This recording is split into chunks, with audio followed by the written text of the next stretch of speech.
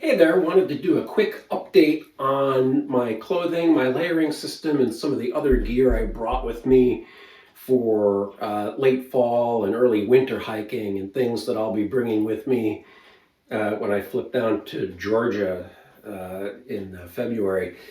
These things were not in the list that I had earlier. Up here, you can see my summer hiking list. I have it linked up here and down below. I'll just start off with this is a cool long sleeve shirt made by Cool, button down. It's polyester and it's a strange layer. I didn't think I liked it. I've had it for almost 8 years, and it's really warm and I can't wear it kind of by itself because it's too hot. And around camp, it's too cold, but as part of a layering system, I'm finding that it works pretty well. When I was up in Maine hiking on a lot of the peaks, when it was breezy and when it was below, say, 35, maybe even a little colder, closer to 32, I'd stick this on over the rest of my layers, and I was plenty warm while hiking. When I stopped, I'd always put the puffy on because I'd cool down pretty quick. So let's get rid of this because it's really warm. My normal hiking layers was this REI flash jacket. It's got a hood and it's very breathable. It's not waterproof. It's just a windbreaker. And I would use this almost all the time when it was, say, below 40 degrees, 35 to 40 degrees, and while I'm hiking. So this zipper was going up and down and up and down and up and down just to get the venting right as I was going. Sometimes the hood is on, sometimes the hood is off. I really liked this jacket. It started pilling up around the edges. They don't make it anymore, so I'm trying to find a good replacement. If anybody knows of one, send me a message or comment down below and I'll start looking at how I'm going to replace this when it eventually wears through. It's got pockets, which I like, and it compresses down into its own little pocket here. This is in my gear list, but I figured I'd mention it as really one of my primary layers. Let's get rid of this. Oh, before I get rid of this, I've got one of these things. And when the weather got below 32, had to have this.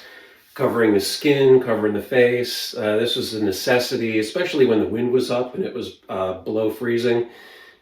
Frostbite comes pretty quick. I noticed my nose and like the bottoms of my ears and stuff would get frosty pretty quick. Neck gaiter, that's what I'm thinking of. And I also had this orange hat. Hunting season, I had an orange pack cover. And between the hat, which I could pull down over my ears, and this thing, which I could pull up, and the hood, which I could pull over, this worked really well for almost everything. The gaiter, I'd start off with it sometimes, up, down, up, down. When it got too hot, it would go away, and I'd just stick it down in my pocket. Starting off early, and the hat. When I get too hot, I pull it up like this. It's kind of silly, but to vent, I'd let my hair vent. So it was up a little, down a little, up a little, down a little. Eventually it would get too hot to wear and I'd just pull it off and throw it in my pack. Starting off in the mornings and occasionally up on summits, I had mittens. These are Bernier mittens. They are mesh lined, kind of like my mesh layer under this that I'll get to. Synthetic mesh lining with a wool covering. I like these a lot. They vent really well. They breathe well, so they don't get that wet when I'm hiking, but they do protect my hands from the cold. When it got super cold in the mid-20s, I did transition to the Enlighten Equipment synthetic mittens. These, I actually really like these for hiking. Plenty of room inside. There's room for some of those hand warmer things you can stick in there. My trekking poles go around them pretty easy. They're light and they squish up pretty small. I sweat, my hands sweat a lot, so I find if I wear these for too much, they'll start getting wet.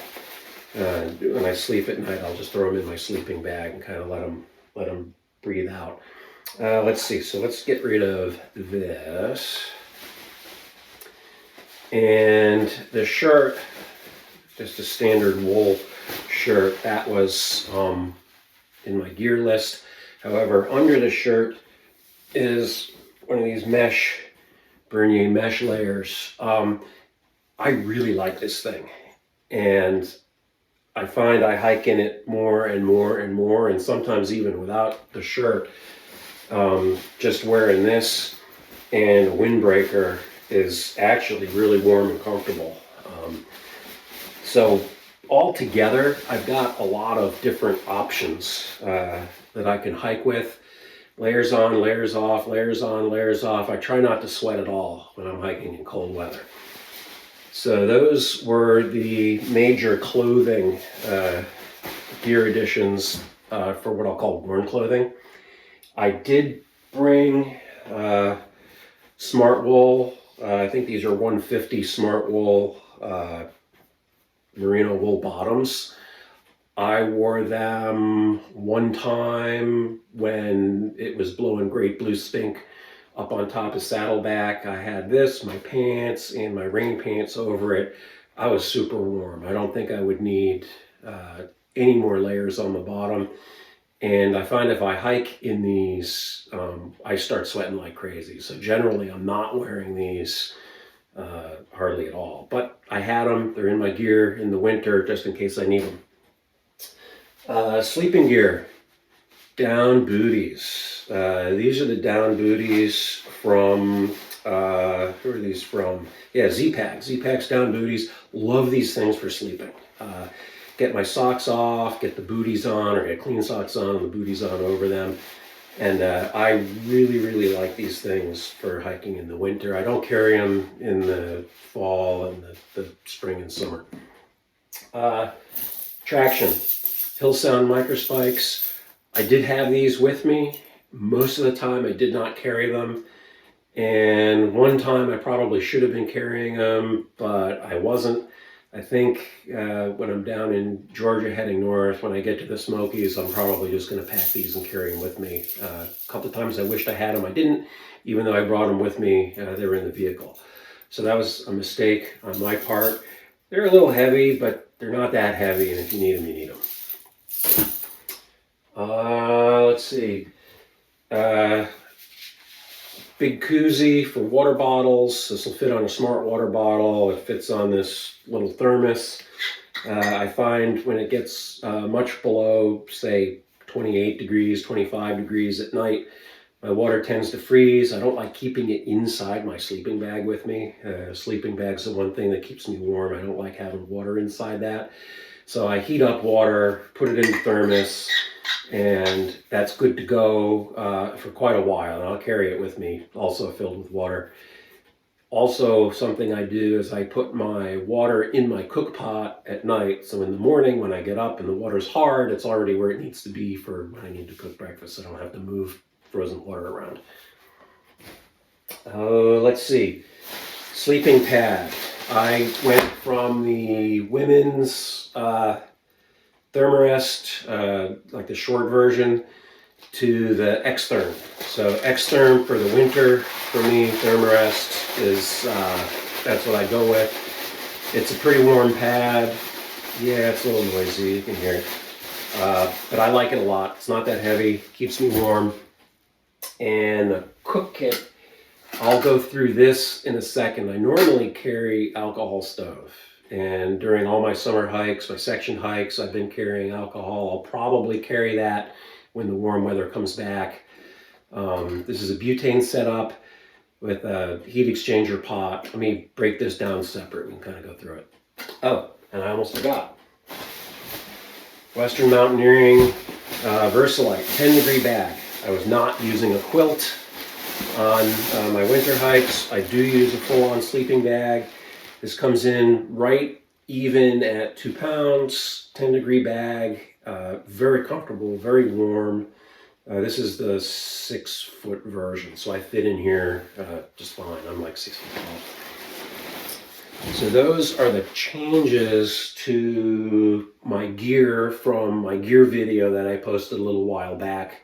Again, I've got that linked up here and down below. Let's hop into the cook kit. I can kind of go through that. Let's dive right into this standard fuel canister. I'll set this aside for now.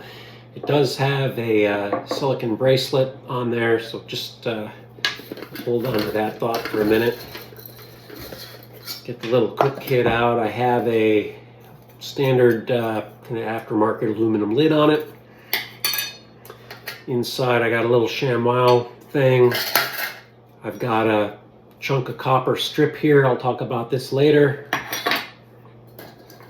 Let's see, there's a lighter in here. There's a little, let's see, this is a, what do you call it, windscreen from Flat Cat Gear, and it goes with this pot. I've got the actual burner, stove burner, and I'll talk about this in a second. Let's start with the pot. This is a Sterno Inferno mug. Sterno used to make, they're actually pretty heavy, these cheesy backpacking kits. You put Sterno fuel in them and it worked like a cook kit. You could get them online and Walmart had them and stuff. However, the basic piece of the kit was this pretty cool aluminum pot, which is a heat exchanger pot. It's a fairly light pot. It's got graduations on it. It's a 16 ounce and a little bit. So it's like a 500 milliliter heat exchanger pot. It's nice, small, compact. And that is the basis of this particular cook kit. And the burner is a fire maple stove. I forget which one it is, but it's the one that looks a lot like the BRS 3000. And I've removed the nut and the pot stand. That all comes off. And Flat Cat Gear makes a really neat adapter ring for heat exchanger pots. One side works with pots like this. The other side works with some different size pots. You mount it depending on what pot you have. And that mates up super nicely with the bottom of this pot. And it basically encloses your flame inside a optimally sized combustion chamber, and it heats up super fast, and it's pretty resistant to wind. It works really well. This, I'm going to mount this on here just for a second to show you a couple other things. Okay, the other is this Flat Cat Gear windscreen. It's made for the pot. It just clicks on there like that. So it provides actually very, very good wind resistance for this particular setup. Now, being that it is butane and it's winter, a lot of people have trouble with butane setups when it starts getting super cold. And I mean like below 20 degrees. Above 20 degrees you're generally fine, but below 20, some mixtures of butane don't vaporize as easy. Some don't vaporize at all below the mid-20s. They just sit liquid inside the canister. And you have to do tricks like heating it in your jacket or keeping it in your sleeping bag at night or putting it in a pan of liquid water to keep the fuel vaporizing so the stove will keep going. The old school backpacking community did come up with another way. This is called a molder strip, named after the guy who, I guess, figured it out or made it up. And what it does is it goes in here.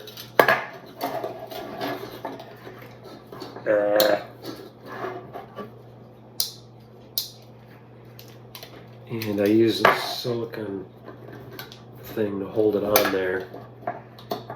And my nut's coming undone. But basically this strip of copper, it's a heat shunt, and it will take heat from the flame and route it down to the canister to keep the fuel vaporized. You only do this in the winter. The can says all over it, please don't heat the can, it might explode. If you do this in the summer, it will probably overheat the can and it might explode. In the winter, I've never had that problem. A lot of people in the backpacking community do it. They don't have this problem. I, I think it's safe. I think it's okay. A lot of people don't think so. Your mileage may vary. This is what I do in the winter. Keeps the fuel operating well below zero. You can use this down to like -10, -15. I've done it to -15. I've never had it been in a situation below that, but it works really well. So yeah, you got the molder strip, you got the heat exchanger pot, and the windscreen all kind of tied together. This system, it weighs roughly 8 ounces, so it's heavier than my summer system, which is alcohol. I may go back to the alcohol in the summer. My setup for that is cone based. It only weighs 4 ounces, so I'm saving a little bit on weight during the summer. But for the winter, especially Georgia and the North Carolina mountains and the Smoky Mountains and all that, I'm going to keep using this. So that's it on the winter gear additions and a little description of my cook setup that I'm using in the winter. If you would like to continue following my journey, attempting to thru hike the Appalachian Trail, and you like my content, please don't forget to like and subscribe. I'll be getting back on trail here in February.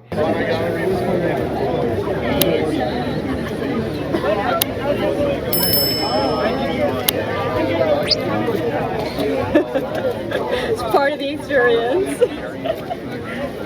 Total chaos.